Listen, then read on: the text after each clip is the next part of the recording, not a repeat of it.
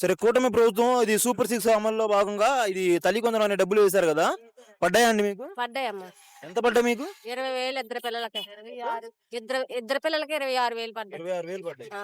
26,000 ఇద్దరు పిల్లలకి అంటే 15,000 చొప్పున చెప్పారు కదా, 13,000 వేశారు. మరి ఎలా ఫీల్ అవుతున్నారు మీరు? 2,000 తీసుకుంటారంటమ్మా. ఉన్న మిగతా డబ్బులు మనకే ఉంటాయండి. ఇదే మొదటిసారా మీకు పడ్డం ఈ తల్లికి వందనం? ఇంతకు ముందు జగన్ వేసాడు, ఒక్కో పిల్లకి వేసాడు. జగన్ హయాంలో ఎన్నిసార్లు పడ్డాయమ్మా మీకు డబ్బులు? జగన్ ఉన్నప్పుడు 4 సంవత్సరాలు ఉన్నాడు, 4 సంవత్సరాలు పడ్డాయి. పిల్లలు పెద్దోళ్ళు అయితే స్కూల్కి వెళ్ళే పిల్లలే. ఓ పిల్ల ఇంటర్ చదువుతుంది, డిగ్రీ. అమ్మాయి 9, అబ్బాయి 5. అంటే ఇప్పుడు జగన్ టైంలో ఒక పిల్లోడికి మాత్రమే వేసేవాళ్ళు కదా డబ్బులు, ఇప్పుడు ఎంతమంది ఉంటే ఎంతమందికి వేస్తున్నారు, ఎలా అనిపిస్తుంది మీకు? ఇద్దరు పిల్లలకి వేసాడు. ఇంకో పిల్ల డిగ్రీ చదువుతుంది, వేయలేదు. ఎలాగుంటుందంటే అంతా బాగానే వేసారు. అంటే ఇది చాలా లేట్ అయింది కదా, సంవత్సరం అయింది, ఇబ్బంది ఏమనిపల్లా? కొంతమంది ఇబ్బంది పడ్డారు. ఎందువల్ల అంటే జగన్ వేసేవాడు, ఇతను వేయలేదు అనేసి కొంతమంది బాధపడ్డారు.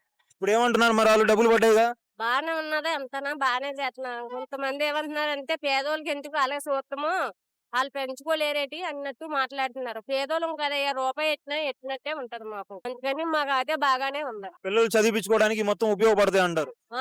తల్లిదండ్రి అయినా ఎవడో రూపాయి డబ్బులు, కానీ వాళ్ళు ఇస్తున్నారంటే మాకు సంతోషంగానే ఉంది. చంద్రబాబు నాయుడు గారు ఇలా అందరికి ఎంతమంది పిల్లలు ఉంటే అంతమంది పిల్లలకి వేశారు కదా, అందరు ఏమనుకుంటారు మరి? చంద్రబాబు నాయుడు గారు చెప్పిన మాట నెరవేర్చారని చెప్పి అనుకుంటున్నారా?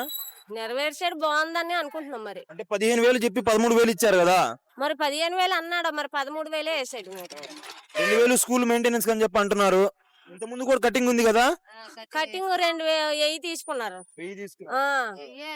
తెచ్చేసిన తర్వాత వెంటనే ఇచ్చేసిన వాళ్ళు ఇచ్చినారు, ఇవ్వలేని వాళ్ళు ఇవ్వలేదు. మేడం గారు అది మేడం గారు అన్నారు, అమ్మా మీరు ఇచ్చినారు కానీ కొంతమంది ఇవ్వలేదు అని అన్నారు. మొత్తంగా ఈయనైతే పరిపాలన ఎలా చేస్తున్నావు చంద్రబాబు నాయుడు? బాగానే చేసినట్టుంది. మరి ఇంకా కొన్ని మాటలు జరగవలసిన మాటలు ఉన్నాయి కానీ చేయలేదని కొంతమంది అనుకుంటున్నారు. ఏ మాటలు?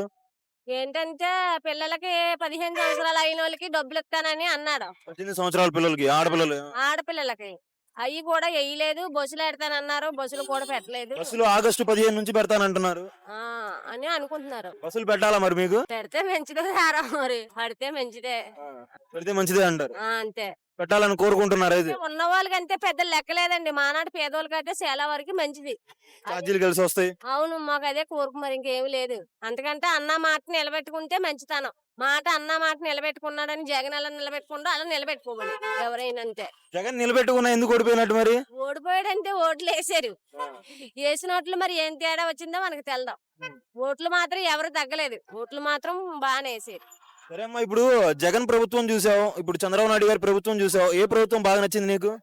నచ్చింది ఏముంది, ఇంకా మనకు చేసింది ఏమో అమలుపరచలేదు. కాకపోతే ఇగో అమ్మఒడే మొన్న వేసాడంట, అది ఒకటే మనకు ఉపకారం అంపడుతుంది కానీ ఏం ఉపకారం అంపలేదు.